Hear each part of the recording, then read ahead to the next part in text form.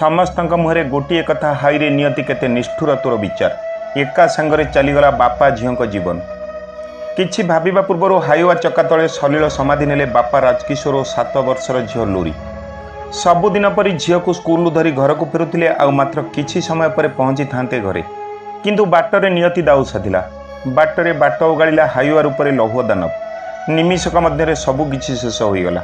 दर्शक बंधु अत्यंत हृदय विदारक यही घटनास्थल में स्थानीय उत्तेजना देखा देथिबा बेले पूरा परिवार घोटी जाइछि कला बादल।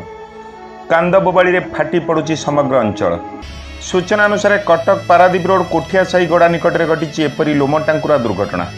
Paradip Delhi public school bike जोगे 7 वर्षर झील लोरी को नहीं निज घर षंढपुर को जाउथबा बेले षंढपुर ग्रामर राजकिशोर विश्वाल और तांको 7 वर्षर झील लोरी को चापी देइछि हाईवा। घटनास्थल में उभयंकर मृत्यु होता बेले स्थानीय उत्तेजना प्रकाश पाई। तेबे प्रशासन कौन निष्पत्ति नेब आ क्षतिपूरण कौन पाइबे कि न मिलिबे ता तो परर कथा।